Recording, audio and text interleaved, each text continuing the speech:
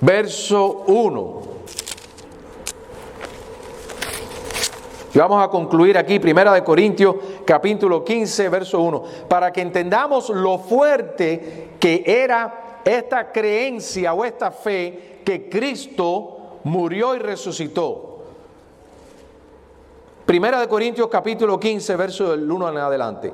Dice: además os declaro, hermanos, el evangelio que os he predicado, el cual también recibisteis, el cual también perseveráis. Por el cual asimismo, 1 Corintios 15, 2, por el cual asimismo, si retenéis la palabra que os he predicado, sois salvos si no creísteis en vano.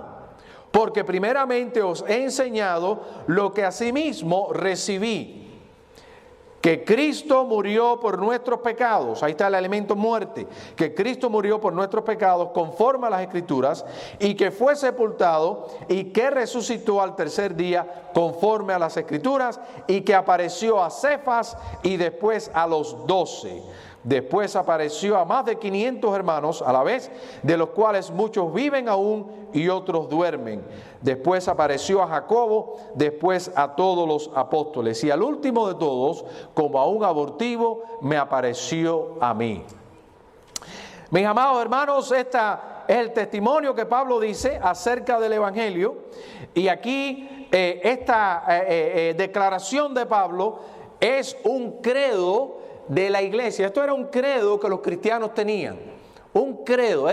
Acuérdense, en esta época no estaban escritos los evangelios. Ellos no leían a Marcos, no tenían, porque acuérdense que los evangelios fueron escritos alrededor de la década del 60, aproximadamente, alrededor de la década del 60, del 60, fue cuando, no en 1960, pero el 60 del primer siglo, fue cuando fueron escritos los evangelios.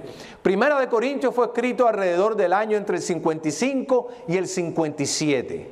O sea, aquí estas palabras, que Cristo resucitó, es más antigua que el propio Evangelio de Marcos. O sea, estamos yendo antes de la década del 60, estamos entre el 55 y el 57. Pero Pablo dice que estas palabras él se las enseñó a la iglesia de Corinto, y la visita de Pablo al Corintio fue alrededor del año 51. O sea, estamos yendo más atrás. Y ya para cuando Pablo va a Corintio en el año 51, cuando dice, porque primeramente os enseñé lo que yo he recibido, que Cristo murió y resucitó, Pablo dice que esto él lo recibió. O sea que esta enseñanza precede la conversión de Pablo.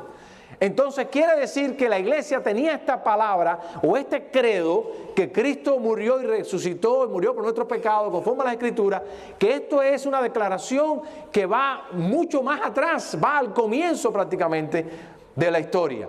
Y una de las cosas que vemos aquí, por ejemplo, si usted lee, a los que les gusta la crítica textual, que yo soy seguro que eso es algo muy interesante, dice que apareció a Cefas, lo ven ahí en el verso 5, y Cefas es el nombre de Pedro, pero es el nombre en arameo. Y esto nos dice a nosotros lo antiguo que viene esta porción que Pablo está citando. Y además él dice que él recibió y que él da. Lo mismo, yo les pasé a ustedes lo mismo que yo recibí. Y así hablaban los rabinos. Ellos recibían enseñanza y ellos entregaban enseñanza. Y Pablo está diciendo, yo he recibido esta enseñanza, igualmente se la estoy entregando. O sea, esto no lo inventé yo. Pablo está diciendo, esto viene de atrás. Y mis amados hermanos, lo cual nos dice que esta creencia, todo esto para decir que la creencia y la fe en la resurrección de Cristo es más antigua aún que los propios evangelios. Los cristianos no creían que Cristo resucitó porque lo leyeron en el Evangelio.